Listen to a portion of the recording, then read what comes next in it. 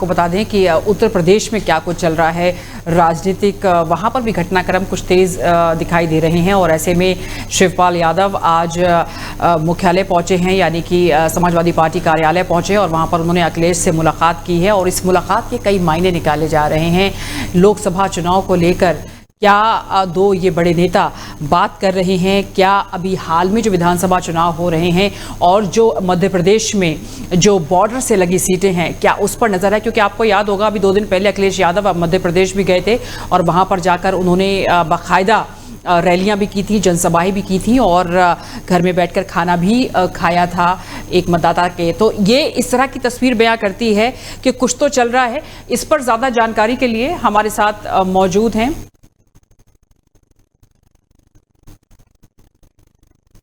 तो फिलहाल आपको हम ये बता दें कि लगातार यहाँ पर बयान भी आ रहे हैं।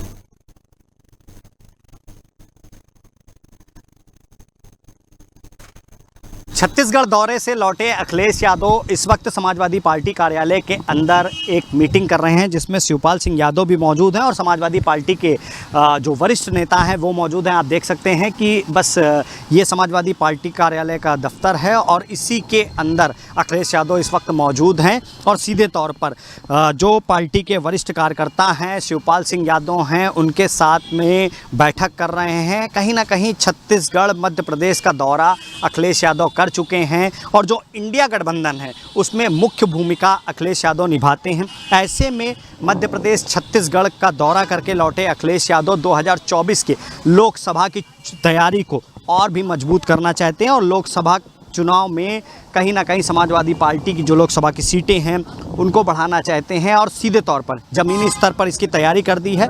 यूपी की राजनीति पिछड़ों की और ओबीसी की राजनीति मानी जाती है और आप ये बोर्ड देखिए, 1 तारीख को इंदिरा गांधी प्रतिष्ठान में एक कार्यक्रम है जिसमें अखिलेश यादव मुख्य अतिथि हैं।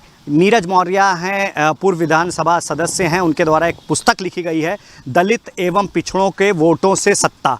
इस पुस्तक का जो शीर्षक है वो देखिए, दलित एवं पिछड़ों के वोटों से सत्ता। और सीधे तौर पर जैसे जैसे लोकसभा चुनाव नज़दीक आ रहे हैं यूपी में कहीं ना कहीं हर पार्टी ओबीसी, पिछड़ों और अल्पसंख्यकों का वोट साधने में लगी है और अखिलेश यादव ने अब इसकी तैयारियां और तेज कर दी हैं।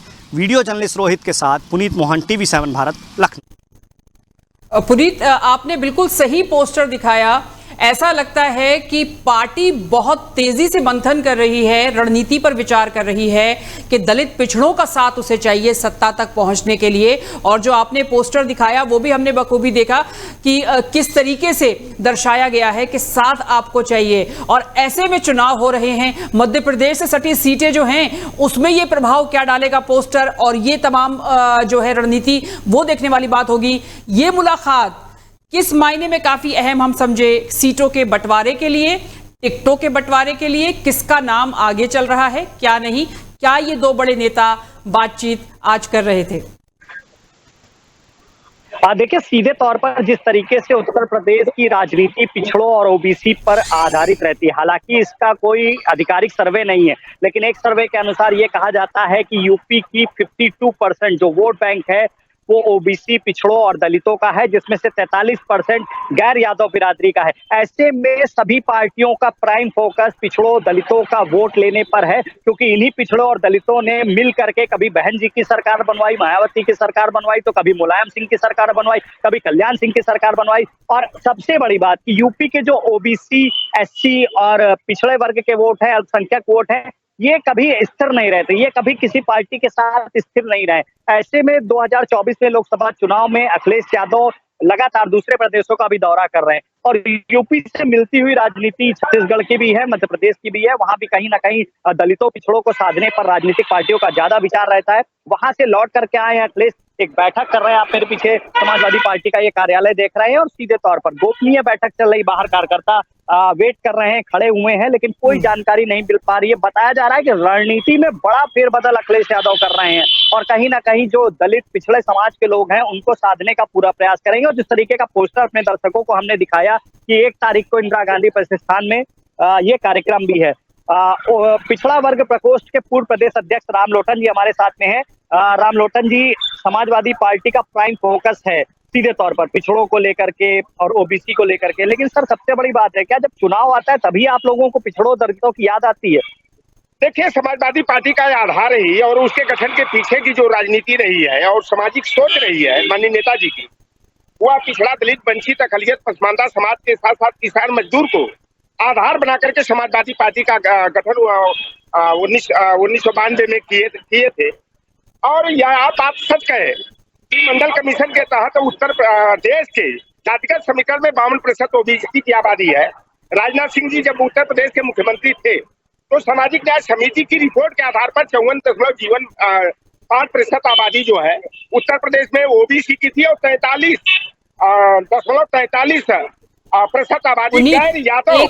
एक सवाल हर बार सुना रहे तेली तमुनी बड़ी बारी है, एक सवाल मल्ला है। एक सवाल हम इनसे जरूर पूछना चाहेंगे पुनीत, एक सवाल हम इनसे पूछना चाहेंगे। महिला आरक्षण बिल आता है, ओबीसी को लेकर जिस तरह से पार्टियां मुद्दा बना रही हैं, क्या इनको केंद्र से कुछ उम्मीद नजर आती है या फिर इस क्षेत्रीय पार्टियों के सहारे ये लोग आज अपने आप को महसूस कर रहे हैं, खड़ा दिख रहे हैं? हाँ जी बिल्कुल रामटन जी, एक बात मैं आपसे समझना चाहूंगा। अभी महिला आरक्षण बिल आया है, आप लोगों की मांग है कि उसमें एससी और ओबीसी वर्ग के लिए अलग से आरक्षण दिया जाए, तो सीधे तौर पर आप इसे राजनीतिक मुद्दा बना रहे हैं क्योंकि 2024 का लोकसभा चुनाव है और बिल तो 2029 में आएगा, क्या कहेंगे? देखिए, जब 1996 में देवगौड़ा जी की सरकार में यह बिल आया था और समाजवादी सोच और सामाजिक न्याय की विचारधारा में विश्वास करने वाले नेता लालू प्रसाद यादव जी, शरद यादव जी, रामविलास पासवान जी और धरती पुत्र मुलायम सिंह यादव जी, वह कहते थे कि मैं महिला आरक्षण बिल का समर्थन करता हूँ। लेकिन जिस तरह से पंचायती राज अधिनियम में 33% महिलाओं के आरक्षण में ओबीसी एससी का आरक्षण है, उसी तरह से यह महिला आरक्षण बिल में तब तक नहीं पास होने देंगे जब तक कि कोटा विद इन कोटा की व्यवस्था न हो। यह राजनीति नहीं है, यह सामाजिक न्याय की पृष्ठभूमि के लिए यह एक मजबूत मांग है और जितने भी लोग आज उसका सभी दलों ने समर्थन भी किया है। लेकिन जब तक ओबीसी को जो है कोटा विद इन कोटा का कोटा नहीं दिया जाएगा तो यह जो है कि पिछड़े वर्ग के साथ बहुत बड़ा विश्वासघात होगा। बात आपने किया, ये गैर यादव पिछड़ी जातियां टाइम बहुत कम है, लेकिन जरूर ये बात निकल कर जरूर आती है कि कहीं ना कहीं केंद्र सरकार से नाराजी है पिछड़े वर्ग की और उनका ये कहना है कि जो हमारी मांग है उसे पूरा किया जाए। बहुत बहुत शुक्रिया आपका इस जानकारी के लिए। तो आप देख रहे हैं कि जो महिला सशक्तिकरण की जब बात केंद्र सरकार ने की और उसके बाद जिस तरीके का माहौल बना, महिला आरक्षण आया, ओबीसी को लेकर जगह जगह कांग्रेस ने प्रेस कॉन्फ्रेंस की और साथ ही अब हम देख रहे हैं कि एक पोस्टर लगाया गया है अखिलेश यादव की तरफ से। लेकिन खबर ये थी कि आखिर अखिलेश यादव से जो मुलाकात हुई है शिवपाल सिंह यादव की, वो मायने क्या हैं उस मुलाकात के और क्या दावेदारों की लिस्ट या फहरिस्त आगे ज़्यादा बढ़ गई है जो एमपी में मध्य प्रदेश में विधानसभा चुनाव होने जा रहे हैं उसको लेकर। तो